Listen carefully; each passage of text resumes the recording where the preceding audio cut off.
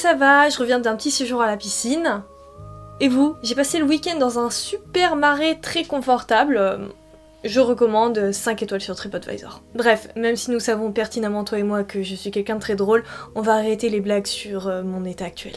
Aujourd'hui, je vous présente ma petite sirène des marais. Voilà, tu sens que la sirène, elle est un peu...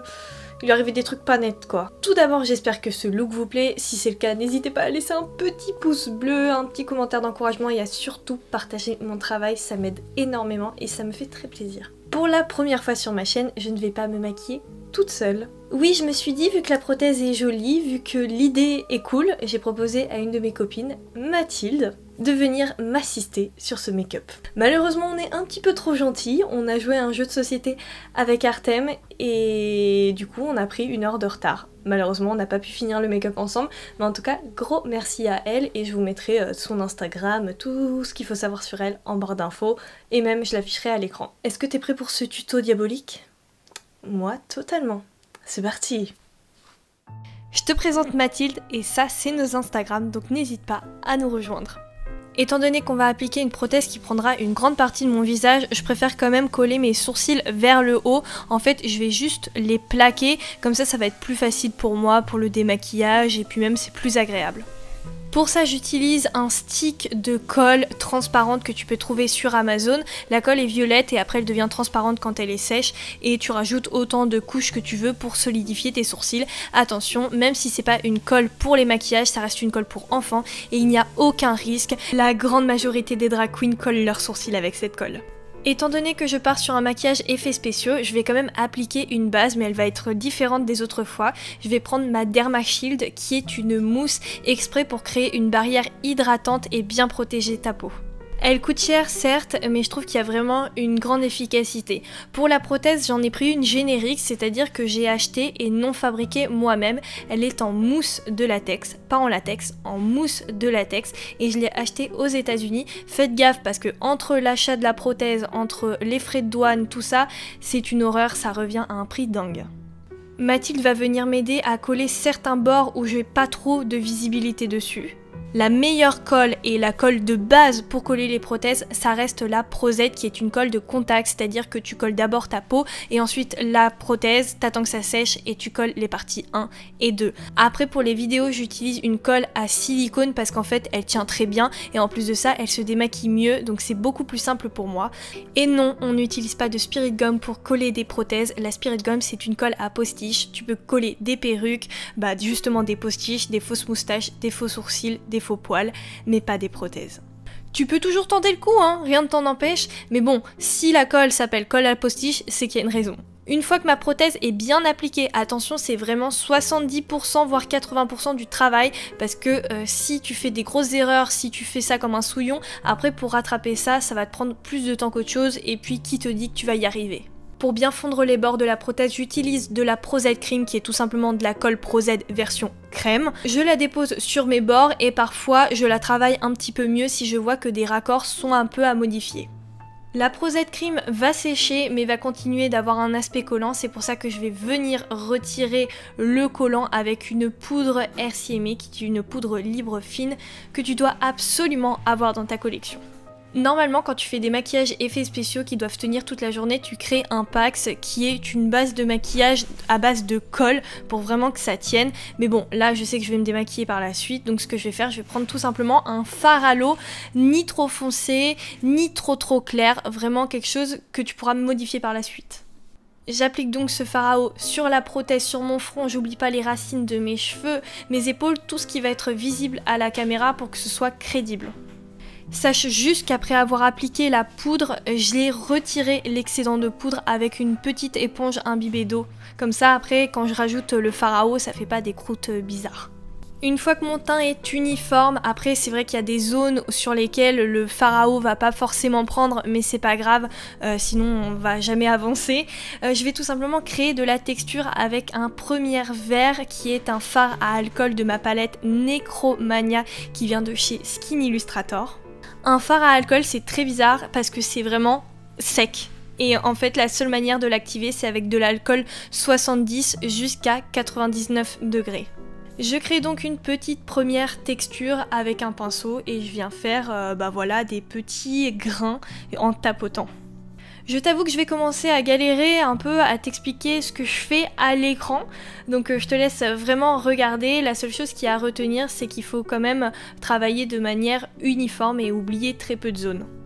Avec Mathilde, on a décidé de rajouter une petite couleur bordeaux qui allait plutôt pas mal avec le vert et on l'a concentré sur les endroits du contour de mon visage où il est censé y avoir un petit peu plus d'ombre. Ma technique reste toujours la même, je tapote avec mon pinceau et ça va me créer des petits grains texture, c'est juste formidable. Ah oui, sache juste que le make-up est fait vraiment au feeling, on teste au fur et à mesure les textures qu'on va créer, les couleurs, qu'est-ce qu'elles rendent les unes sur les autres, donc à chaque fois, il se peut qu'on revienne sur certaines zones, qu'on les modifie, ne t'inquiète pas, c'est tout à fait normal, mais je trouve ça cool quand même de te montrer le processus en entier. Sache que j'ai rajouté des petits crachotis blancs pour donner un aspect granuleux à mon teint. Pendant que je m'occupe d'une des choses que j'adore le plus faire, qui est le travail à l'aérographe, Mathilde va me créer une petite coiffure avec des tresses collées.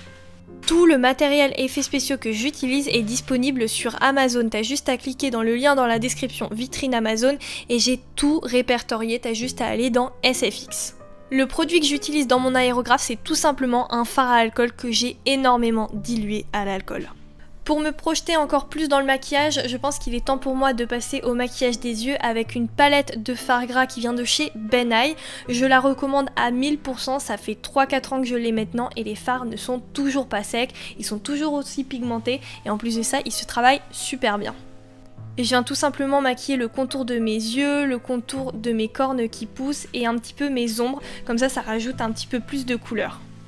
Je repars chez Skin Illustrator avec la palette FX qui est une palette de fard à alcool. Je vais venir diluer le blanc à fond et rajouter cette petite mixture dans mon aérographe et me faire une texture un petit peu comme un reflet d'eau sur la peau. Certes, les palettes Skin Illustrator sont les meilleures du marché, mais elles sont très coûteuses, elles sont à 120 €. Sache quand même que si tu veux débuter et commencer à travailler avec des palettes fard à alcool, tu as la marque Dashbo qui est quand même assez cool. Ce que je vais faire à partir de ce moment-là, c'est que j'ai une belle base, donc je vais pouvoir rajouter des modifications selon mes envies et je vais travailler, encore une fois, au feeling. Je prends ma palette de fard à alcool Alchemy et le or que j'active à l'alcool et je viens colorer mes cornes pour donner un aspect précieux à ma sirène. Je t'avoue que cette palette elle est cool, mais là pour faire les cornes je trouve que les fards ils sèchent très vite, ils sont pas si faciles à travailler que ça, donc après je te montrerai une autre technique, mais vas-y directement avec des pigments or que tu dilues à la glycérine. Cette étape est totalement inutile, mais j'ai pris une palette de fard à alcool marron et j'ai rajouté un petit peu de contraste au niveau de la naissance de mes cornes pour les faire ressortir. Mais étant donné qu'après j'ai rajouté une couche pour qu'elle soit encore plus gold, or, finalement ça va servir à rien. Je reprends ma palette à fard gras et la couleur bordeaux et je viens la concentrer au niveau des ombres de mes yeux, surtout au niveau du coin interne. Comme ça fait un petit rappel cohérent avec la texture du reste de mon visage.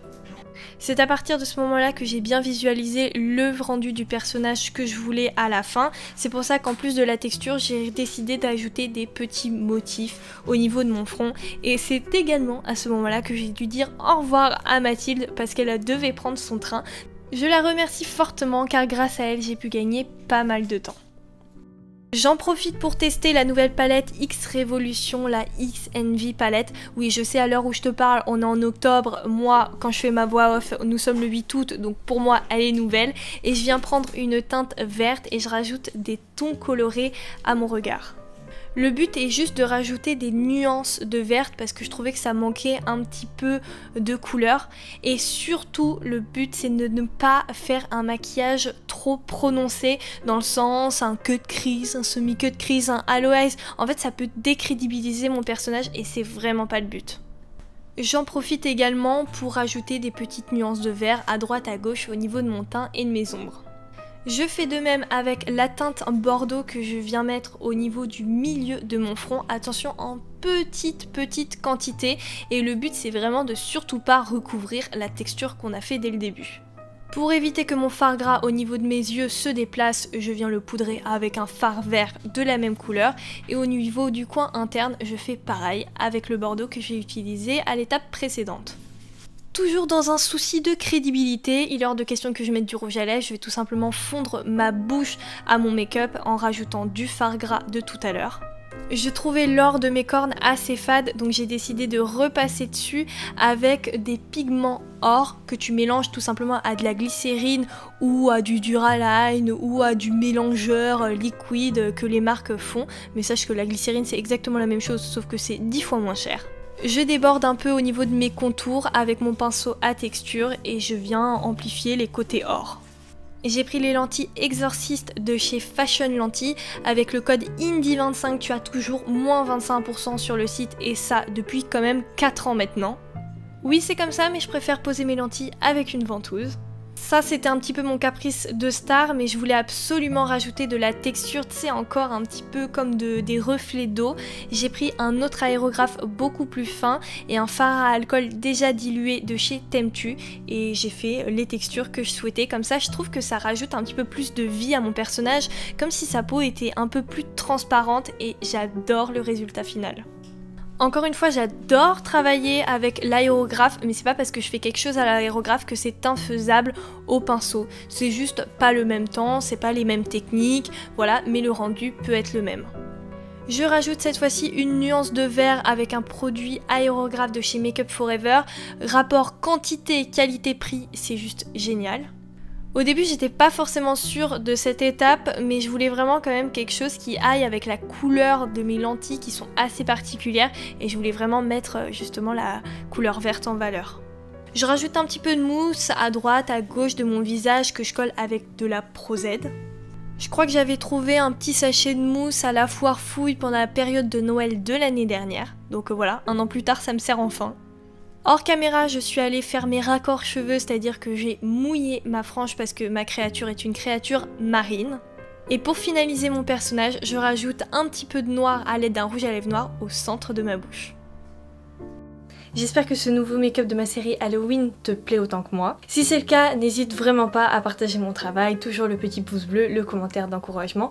Et surtout, grand merci à Mathilde qui m'a assistée tout au long de ce petit make-up, malgré notre petit contretemps, notre petit retard. On y est quand même arrivé, c'est le principal. Quant à moi, je vous fais plein de gros bisous diaboliques, c'est sûr, et baveux. Et je vous dis à très vite dans une prochaine vidéo. Bye!